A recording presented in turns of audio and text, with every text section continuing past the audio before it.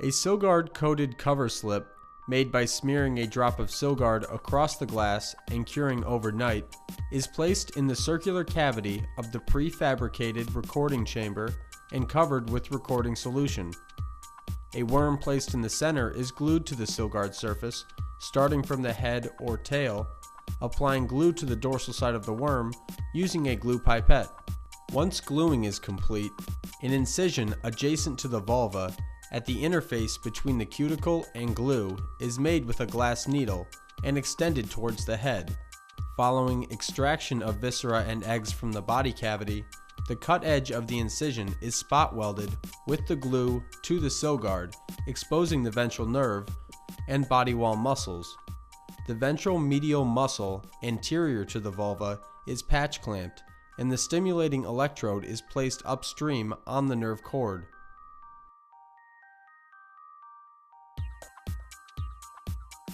Hello, I'm Janet Richmond, an Associate Professor in the Department of Biological Sciences at the University of Illinois at Chicago.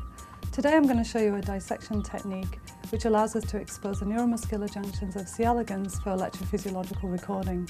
We use this prep to study synaptic transmission. Okay, let's get started. Before working with the nematodes, some hardware must be crafted at least one day before the procedure.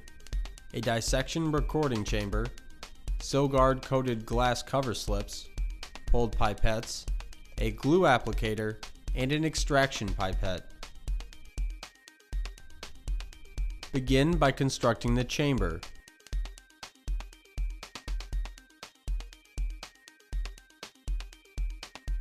Cut a sheet of 1/16 inch thick plexiglass to match the microscope stage used to do the recordings.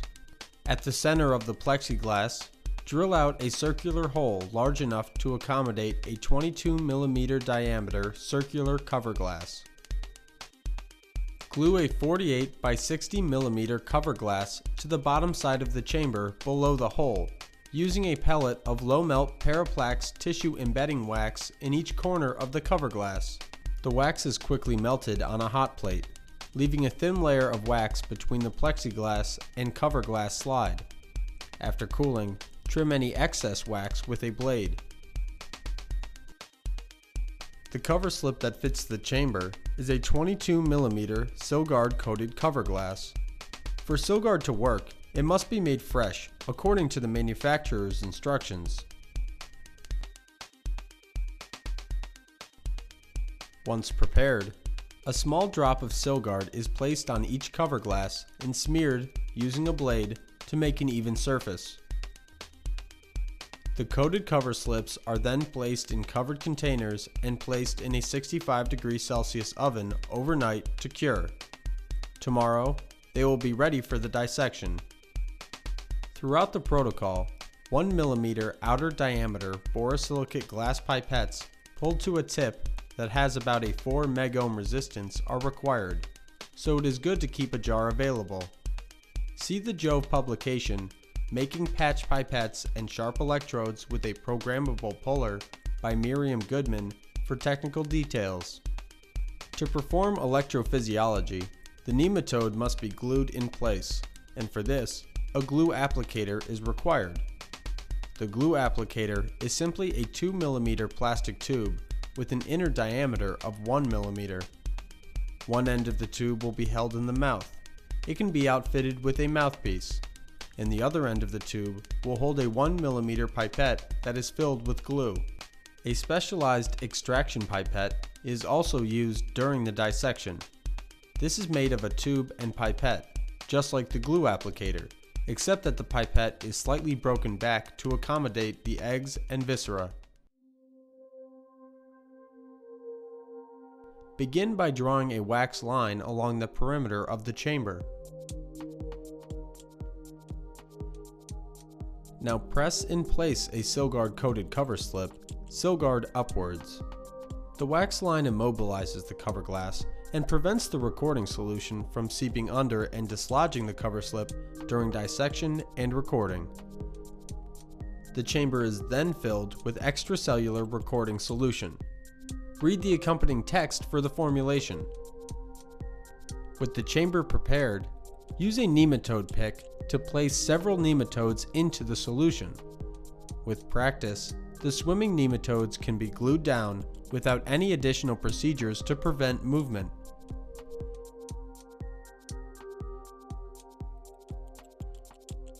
Load a glue container fashioned from a PCR cap held in wax or modeling clay with a working stock of the cyanoacrylic glue. To work with the glue, finish building the glue applicator by attaching a recording pipette to the end of the glue applicator. Then, under the dissection scope, fill the glue applicator by mouth suction. Adhering the glue to a nematode is challenging and requires practice because the glue polymerizes on contact with extracellular recording solution. To remedy this, maintain a steady outward flow of glue or it will harden and plug the pipette. If the pipette becomes plugged, it can sometimes be unblocked by gently tapping the tip on the cover slip. Practice working with the glue, and when you can write your name in glue on the sill guard, you are probably ready to glue the nematode cuticle. To glue a nematode, first, choose one near the center of the chamber where there is room to operate. Second, attach a small amount of glue to either the head or tail of the nematode and rapidly draw the nematode down onto the sill guard surface.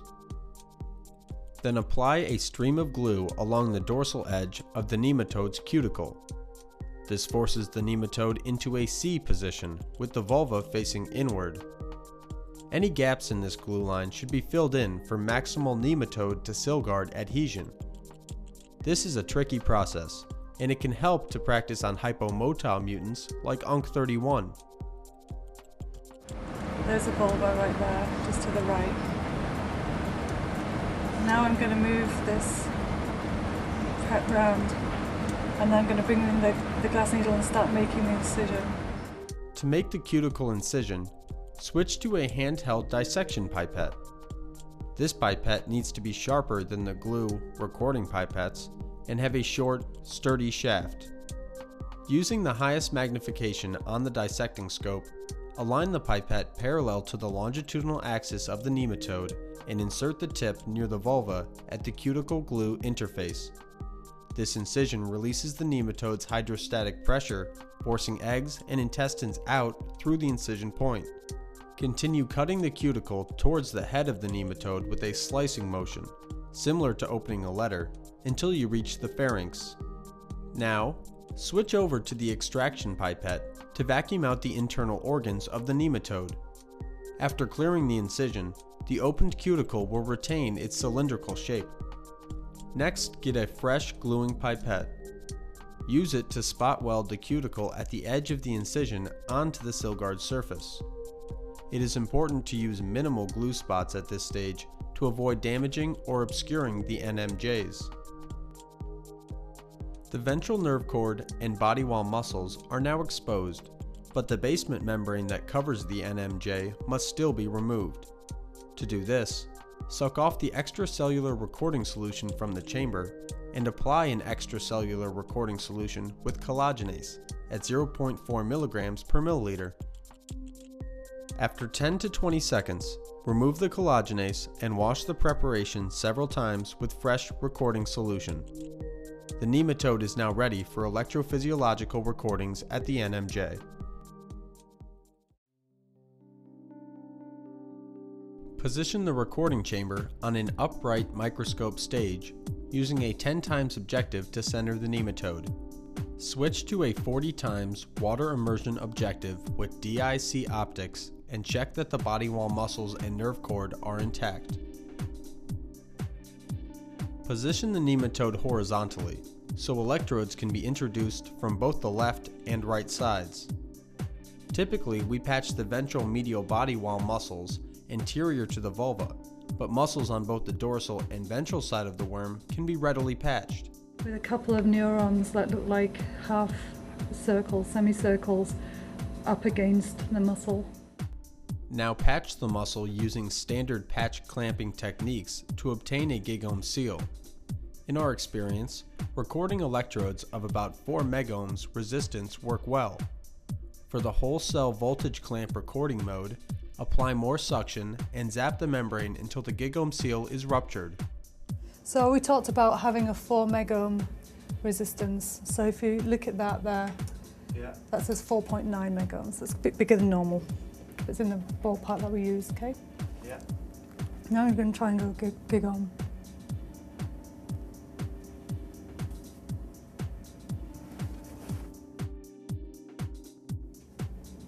So we wanting that to come all the way down. Yeah, got it, yay. In a good recording, body wall muscles of wild-type adult nematodes typically have a cell membrane capacitance of approximately 70 picofarads and can be stably recorded for at least 10 minutes at a holding potential of -60 millivolts with minimal holding currents, approximately 50 picoamps.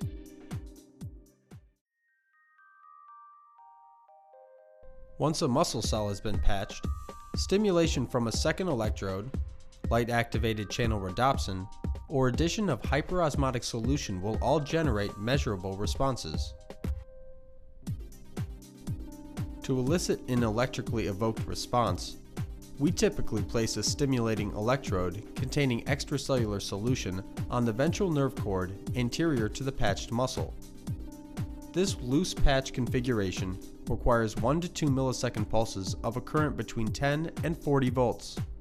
Unfortunately, after a few evoked responses, the nerve cord is irreversibly damaged, and for no known reason, only cholinergic evoked responses can be elicited using this configuration. Alternatively, nematodes expressing a light-activated channel rhodopsin transgene in different neuronal populations can be used to evoke release. In preparation for this method, be aware that nematodes used for this application must be grown on bacteria laced with retinol.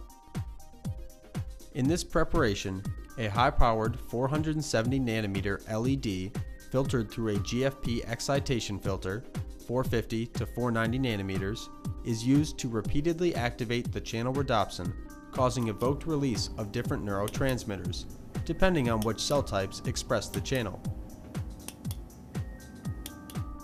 The last technique to review can be used to measure the size of the readily releasable pool of synaptic vesicles from several neurons onto the recorded muscle.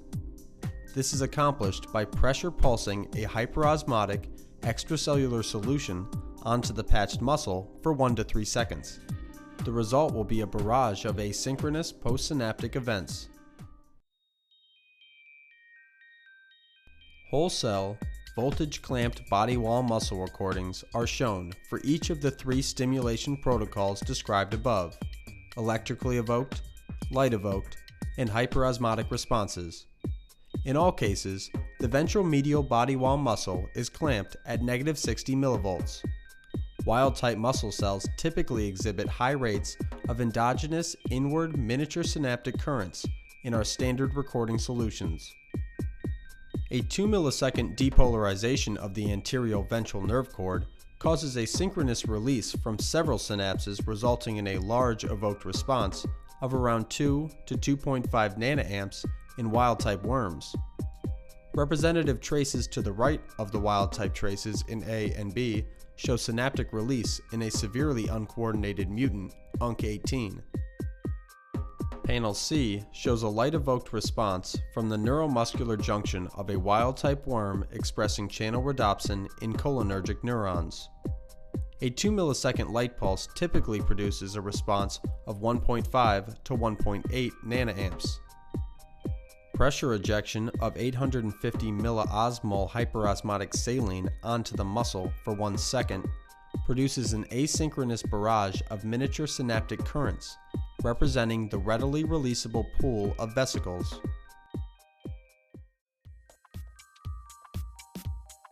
I've just shown you the dissection technique we use to expose the neuromuscular junctions of c. elegans and perform electrophysiological recordings. It's important to remember that this technique is challenging and it will likely take you months to perfect. However, once acquired, it's like riding a bike. The techniques will stay with you, and the more you do it, the faster and more reliable the preparation will become. So that's it. Thanks for watching, and good luck with your experiments.